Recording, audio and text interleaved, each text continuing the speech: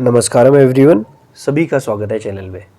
दोस्तों, बहुत दिनों के बाद मैं वीडियो बना रहा हूँ। जनरली टॉपिक नहीं मिल रहे हैं, बट मैं आप लोगों से पहले बोल चुका हूँ कि माइंड के ऊपर मैं वीडियो सीरीज़ बनाने की कोशिश करूँगा। तो ये वाला जो वीडियो है ये माइंड के ही ऊपर है और ये हमारे ही मन के अंदर हम लोग कुछ धारणाएं बना के रखते हैं, उन धारणाओं के ऊपर ये वीडियो है। और मैं इस बात की श्योरिटी आपको देना चाहता हूँ कि इस चीज़ से आप लोग भी गुज़र रहे होंगे। आपने भी अपनी लाइफ में बहुत बहुत बार या डेली इस चीज़ को एक्सपीरियंस करते होंगे। ये परेशानी को हम लोग अपने ही मन में पाप और पुण्य नाम की चीज़ें बना लेते हैं और फिर हम अपने ही हिसाब से ये समझते हैं कि हमसे कुछ पाप हो गया और फिर हम उस चीज़ को अपने माइंड में ही मल्टीप्लाई कर लेते हैं। मतलब उसको हम एक सफ़रिंग क्रिएट कर लेते हैं, चाहे वो थोड़ी देर के लिए क्यों ना हो। मैं एग्ज़ाम्पल के साथ ये आपको समझाने की कोशिश करूँगा। जिन लोगों को सीरियसली इसको समझना है, स्पिरिचुअलिटी में ग्रोथ चाहते हैं, ये वीडियो उन्हीं लोगों के लिए है और मैं इन डेप्थ जाकर ये चीज़ आपको समझाने वाला हूँ। So don't miss it. तो मैं लड़का हूँ तो मैं अपने हिसाब से एग्ज़ाम्पल लेकर आप लोगों को समझाने की कोशिश करूँगा जो मैंने फील किया है। इसी को जो फीमेल्स हैं, जो लड़कियाँ हैं, वो अपोजिट जेंडर के प्रति इस चीज़ को रिलेट कर सकती हैं। बहुत ही कॉमन एग्ज़ाम्पल है जो काफ़ी सारे लड़के फील करते होंगे कि हम लोग अपने ही मन में हम लोग क्या मान लेते हैं कि हमारे सामने अगर कोई लेडी जा रही है या कोई लड़की हो, तो जो हमने अपने माइंड में ये बना रखा है कि किसी के प्रति हमारे अंदर कोई दुर्भावना नहीं आनी चाहिए। दुर्भावना इन द सेंस, अभी इसको समझाने की कोशिश करूँगा। हम लोगों ने बचपन से लेकर आज तक ऐसा सुना है कि अधिकतर जो मैक्सिमम लड़कियां हैं वो हमारी बहनों की तरह है या लेडीज़ हैं वो हमारी माताओं की तरह है। ये सारी चीज़ें हमारे कल्चर से हमारे अंदर आती हैं, परंतु इसके आगे का जो स्टेप है वो हम लोगों को हमारे अंदर जो घटित हो रहा है हमें उसके साथ डील करने के लिए कुछ भी मेथड नहीं बताया गया। शायद जिन लोगों के द्वारा ये चीज़ें हम तक अभी आ रही हैं उन्होंने भी अपनी लाइफ में इस चीज़ का सलूशन ढूंढने की कोशिश ना करी हो, लेकिन हमें इतना बता दिया गया कि हमारे आसपास जो लोग रहते हैं या लड़कियां लड़के जो भी रहते हैं वो या तो हमारे भाई है या हमारी बहन है, इस तरीके से देखा जाता है। परंतु दोस्तों, अब होता क्या है कि ये जो शरीर है ना, हमारे माइंड में तो ये हमें बता दिया गया है कि ये हमारे रिश्ते में आते हैं या हमारी कॉलोनी के हैं या हमारे गांव के हैं तो हमारे भाई बहन ही हुए। परंतु ये जो शरीर है, ये शरीर, जब मैं एग्जाम्पल के तौर पे बता रहा हूँ, इसको किसी और तरीके से ना लिया जाए। जैसे अगर हम खाना देखते हैं, खाना मन को नहीं चाहिए, इस चीज़ को ध्यान रखना, खाना मन को नहीं चाहिए, खाना इस शरीर को चाहिए। तो जब हम खाना देखते हैं तो हमें उसे खाने का मन करता है। जस्ट एग्जाम्पल की तौर पे मैं आपको बता रहा हूँ, अगर हमारे सामने कोई ब्यूटीफुल सीनरी आ जाए या आप पहाड़ों में घूमने जाओ तो आपका मन करता है उसे देखते रहूं। इस तरीके की चीज़ें होती हैं। आपने अगर कोई स्वीट डिश खा ली तो उसे खाने का और आपका मन करता है, ठीक है। कोई फ्रूट खा लिया, आपकी फेवरेट चीज़ आ गई, तो होता है, इस शरीर के अंदर कुछ होता है कि हाँ हम खाएं इसको। तो ऐसे ही ये जो शरीर है ना, ये जब तक ये 10, 12, 13 साल तक का था तब तक इसे कुछ नहीं पता था, लेकिन जब ये थोड़ा बढ़ने लगा तो इसके अंदर कुछ हार्मोन का सिक्रीशन होने लगा। तो अब क्या होता है कि अगर हमारे सामने कोई अपोजिट जेंडर जाता है तो इस शरीर को केवल एक ही चीज़ पता है, वो है रिप्रोडक्शन। ये शरीर क्योंकि सिंगल सेल्ड यानी ऑर्गेनिज्म से बनकर सबसे पहले अमीबा था, धीरे धीरे इसने अनेकों फॉर्म्स लिए और अभी ये इस समय पे ये शरीर हमारा है। तो ये जो शरीर है ये रिप्रोडक्शन जानता है केवल और केवल।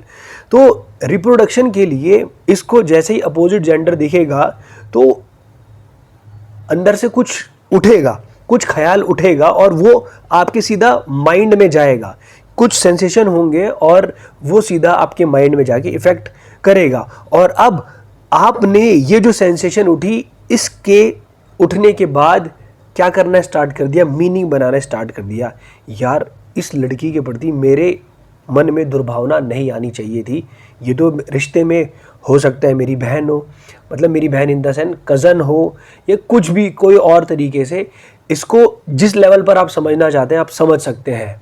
ओके, तो हमारे माइंड में ये होने लगा कि यार ये तो मेरे दूर के रिश्तेदार हैं या हमारे गांव के हैं, तो इसके प्रति मेरे अंदर ये नहीं आना चाहिए था। या फिर इवन आप शादीशुदा हो या आपकी गर्लफ्रेंड है, आपने किसी और लड़की को देखा तो आपके मन में बेसिकली नहीं हो ही नहीं सकता। It is first happening in the body. तो बॉडी में सेंसेशन हो रहे हैं और उसको दिल लेकर कुछ चला आपके माइंड में, और ये जो माइंड में चला आपने तुरंत इसको गलत या सही मान लिया। क्योंकि अगर आप थोड़े एथिकल हैं, एथिक्स पर भरोसा करते हैं, तो हम ये नहीं चाहेंगे कि हम अगर किसी रिलेशनशिप में है तो हम थर्ड पर्सन जो है उसके लिए हमारे मन में कुछ भावनाएं हैं। लेकिन हो क्या रहा है कि जैसे हम अपोजिट जेंडर को देख रहे हैं, ये सब लोग फील कर सकते होंगे, बॉडी मांगने की कोशिश कर रही है। अब हम इसे पाप मानकर क्या कर रहे हैं, अपने आप को अपने अंदर सफ़रिंग क्रिएट कर रहे हैं। यार मेरे अंदर ये कैसे आ गया, यार ये मेरे अंदर कैसे आ गया, ये तो नहीं आना चाहिए था, मेरे से पाप हो गया। अब भगवान मेरे को माफ़ करेंगे कि नहीं करेंगे। तो ये जो छोटी छोटी चीज़ें हो रही है ना, ये छोटी छोटी चीज़ें धीरे धीरे बहुत ज़्यादा बड़ी बन जाती हैं हमारे अंदर, और आपको पता भी नहीं चलेगा कि ये किस तरीके से आपके बिहेवियर में आ जाएगी, आपके अंदर ये चीज़ बैठ जाएगी और ये हर जगह आपको परेशान करेगी। पाप और पुण्य हम ही अपने आप डिसाइड कर रहे हैं। दोबारा ध्यान से समझ लेना कि आपके अंदर जो हो रहा है, इस समय पर जो हुआ, वो एक मेमोरी के कारण है जो आपके शरीर और आपके मन के अंदर बसी हुई है।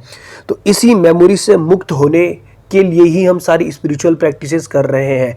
और अगर आप साधना में हैं, अगर आप कोई साधना कर रहे हैं, तो ये वाली जो चीज़ है, ये ज्ञान के लेवल पर, ये माइंड के लेवल पर, ये चीज़ें आपको करनी ही पड़ेंगी।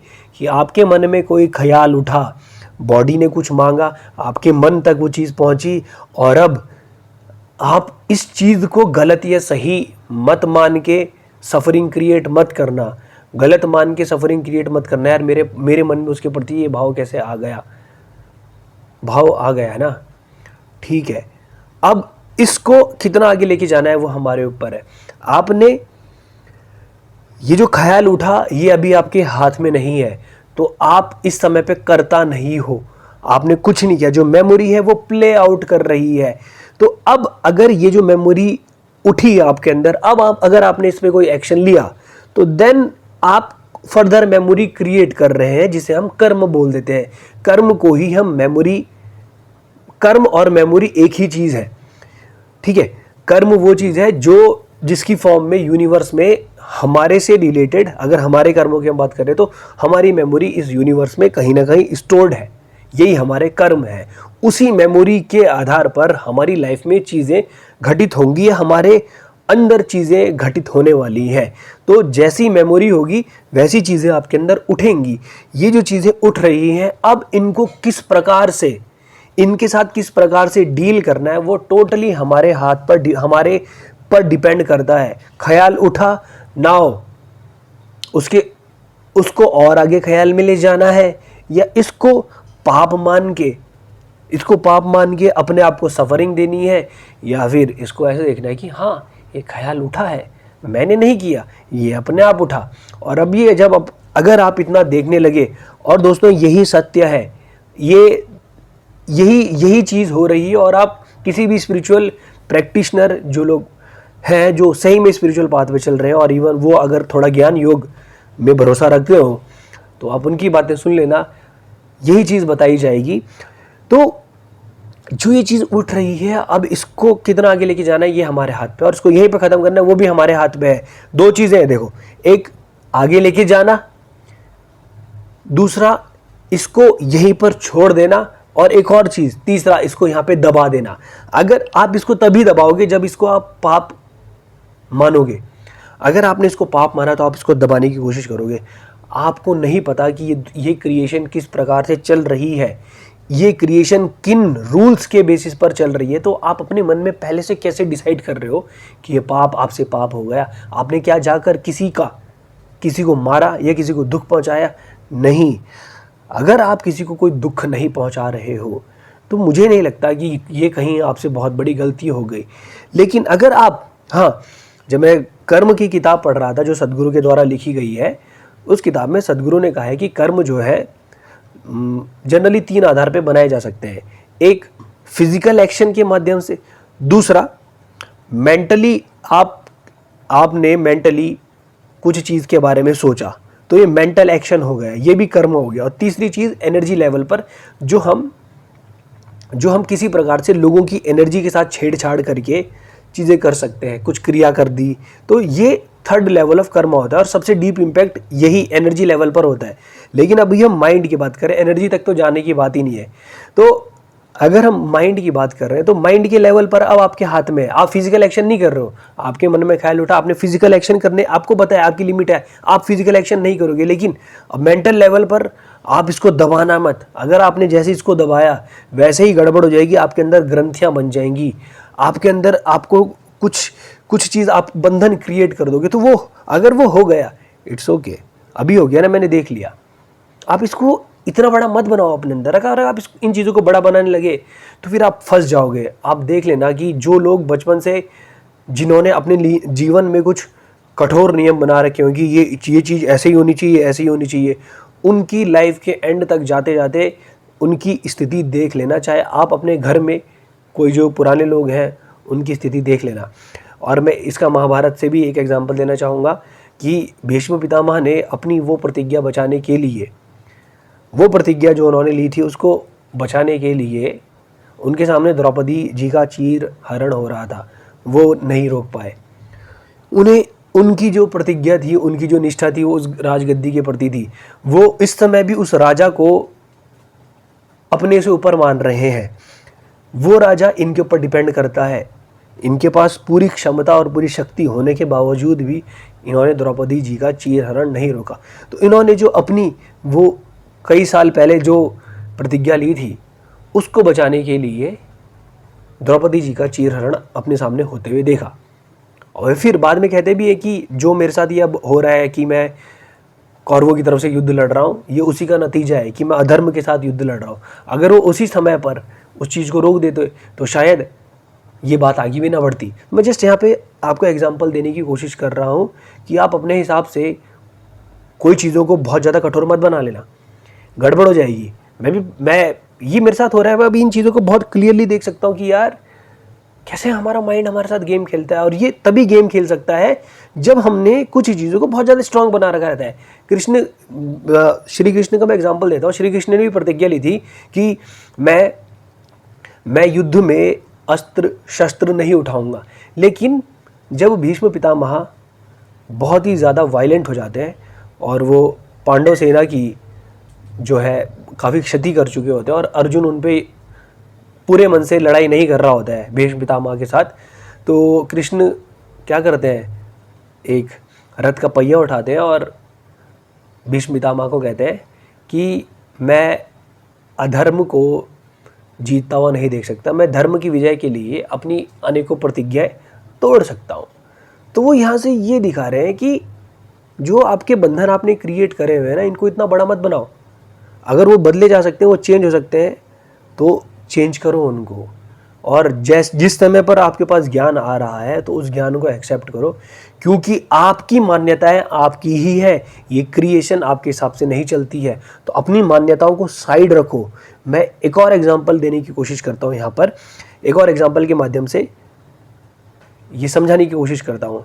हम लोगों को ऐसा लगता है कि ये जो भी मैं यहाँ पे बात कर रहा हूँ मेरे 100% मेरे एक्सपीरियंस पर बेस्ड है। हमें ऐसा लगता है कि हमने बचपन से सुना है कि मंदिर में नहा कर जाना चाहिए। तो अगर मैं नहा कर नहीं गया मंदिर में और मैं गलती से मंदिर में चला गया, या भगवान जो हमारे घर में मंदिर हमने बना के रखा है, तो अगर मैं वहाँ पे बिना नहाए चले जाता हूँ, या फिर कुछ ऐसी एक्टिविटी जिसको आप गलत मानते हो, आप वो करके उधर आ गए, तो आपको लगता है कि जैसे कई लोगों को ऐसा लगता है कि मैं वॉशरूम में होके आ गया हूँ, अब मैं मंदिर में नहीं जा सकता। तो ये छोटी छोटी जो चीज़ें हमने अपने अंदर बना के रखी है, भगवान ने नहीं कहा आकर आपको स्पेशली इस प्रकार से मेरी भक्ति, अगर तो ऐसी अवस्था में तो मेरी भक्ति नहीं कर सकता। हर मूवमेंट, मैं यहाँ से एक चीज़ आपको और समझाना चाहता हूँ, भगवान ने तो आपको नहीं आकर नहीं कहा, ठीक है। मैं पहली बार जब लिंग भैरवी देवी के मंदिर गया था दिल्ली में, तो मैं नहा कर नहीं गया था, इवन ब्रश भी नहीं किया था, क्योंकि हम रात को चले थे देहरादून से और सुबह दिल्ली पहुँचे थे, सर्दियों के दिन थे।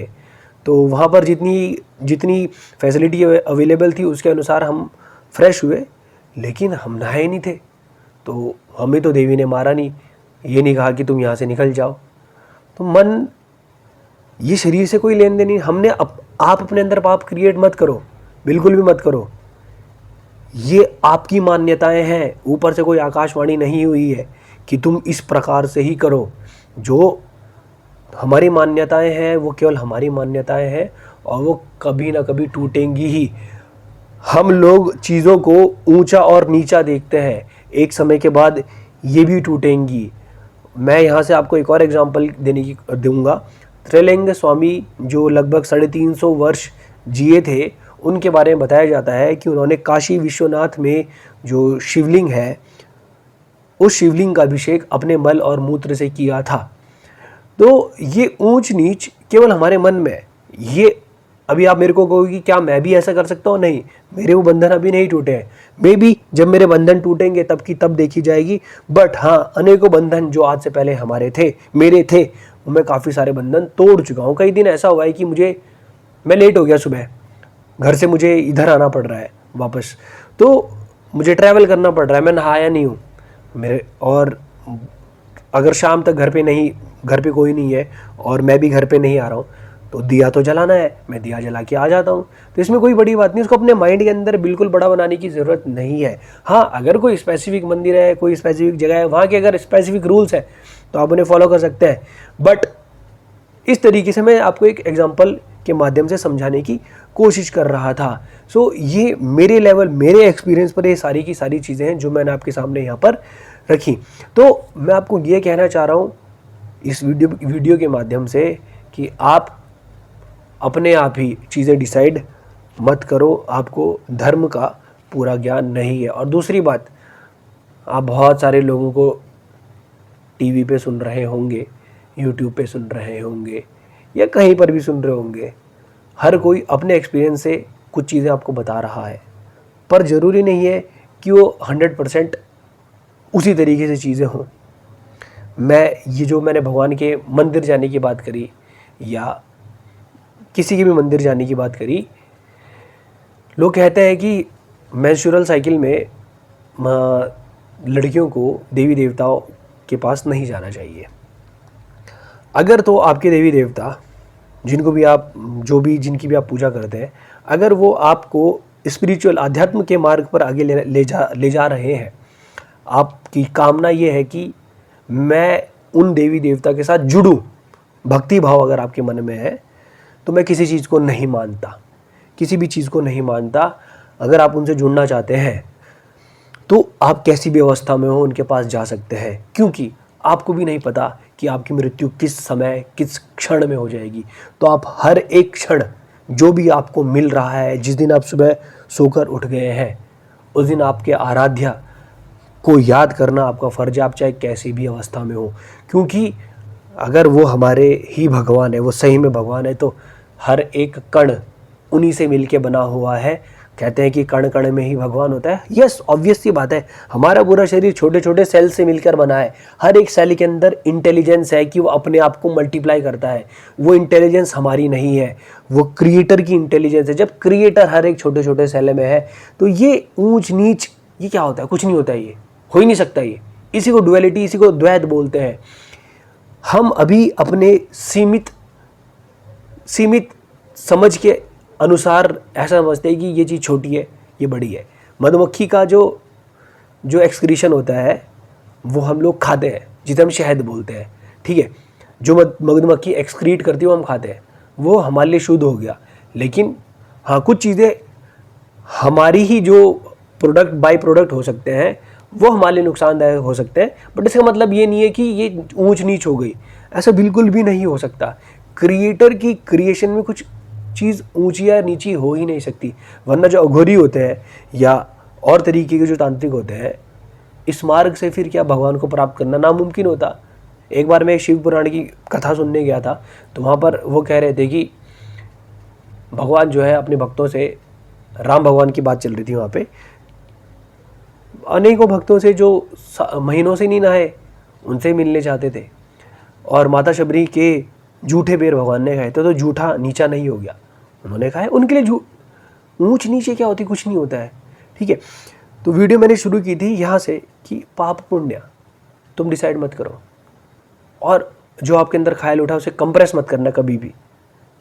अगर आपको लगता है कि उस ख्याल पर एक्शन परफॉर्म करने से कुछ गड़बड़ हो जाएगी, तो उस ख्याल पर एक्शन परफॉर्म मत करना। और कभी कभी ऐसा होता है कि हमारे मन में ख्याल उठा तो हमेशा ध्यान रखना, इसको दबाने की कोशिश मत करना और इससे डरना मत। अगर तुम डरने लगे ना तो ये चीज़ धीरे धीरे बहुत बड़ी बन जाएगी अंदर। मैं आपको बोल रहा हूँ, ये मैं फील कर पा रहा हूँ कि मैंने पिछले कुछ समय से जो अपने अंदर चीज़ें बंधन बना के रखी थी कि अगर मैंने इसको देख लिया तो मेरे अंदर ये नहीं उठना चाहिए, अगर मैंने उसको देख लिया तो मेरे अंदर ये चीज़ नहीं उठनी चाहिए, और अगर कुछ वैसा होता तो मैं उसको तुरंत दबा लेता था।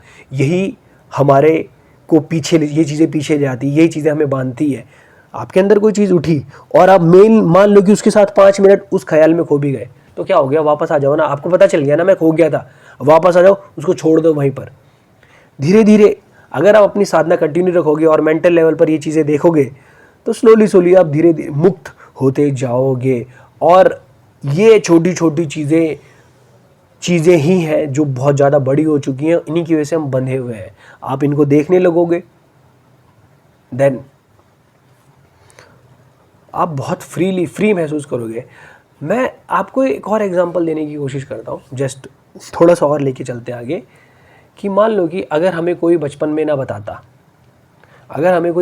बताता, कि ये तुम्हारे रिश्तेदार है, ये तुम्हारे भाई है, ये तुम्हारे भाई बहन है, या जो भी है, जानवरों को कोई नहीं बताता, तो बहुत सारे जानवर ऐसे हैं जो सेम माँ की पेट से पैदा हुए और वो एक दूसरे के साथ ब्रीड कर लेते हैं। लेकिन ह्यूमंस को पता है कि अगर हम सेम फैमिली में पैदा हुए और अगर हम ब्रीडिंग करेंगे तो हमारी जो नेक्स्ट जनरेशन आएगी वो हमसे वीक होगी। तो बहुत हाई लेवल की इंटेलिजेंस हमारे कल्चर में पहले डाली जा चुकी है। तो ये चीज़ तो हम सोच भी नहीं सकते, हो ही नहीं सकता कि आप सेम फैमिली में हुए हो और आपको ऐसा लगा होगा, आपके अंदर कुछ चीज़ अपनी फैमिली में किसी को देखकर, किसी मेंबर्स को देखकर उठी हो। बहुत रेयर केसेस हो सकते हैं, बट अगर कभी भी आपके साथ हो भी रहा है तो इसको ऐसे दबाना मत, इस चीज़ को, ये आपको बहुत फ्रस्ट्रेट कर देगी। इसके साथ आराम से बैठ के डील करो। ये मेमोरी है, इस मेमोरी के अंदर ही हम बंधे हुए हैं, इस मेमोरी से ही मुक्त होना है। ठीक है, तो इस मेमोरी को देखो आप, और ये देखो किस तरीके से प्ले आउट कर रही है। इस चीज़ को देखना इतना आसान नहीं है, बट धीरे धीरे जब आप अपनी साधना में बढ़ोगे तो देखोगे कि चीज़ें आपके लिए आसान होने लगेंगी। जो भी चीज़ मैंने यहाँ पर बताई ये सब मेरे एक्सपीरियंस पर है, और अगर आपको कोई चीज़ अच्छी ना लगी हो, इट्स ओके, बट जैसे आप अपने पाथ पे आगे बढ़ोगे, आपकी मान्यताएं टूटनी ही है। तो अपनी मान्यताओं को जितनी जल्दी तोड़ सको उतनी जल्दी तोड़ना।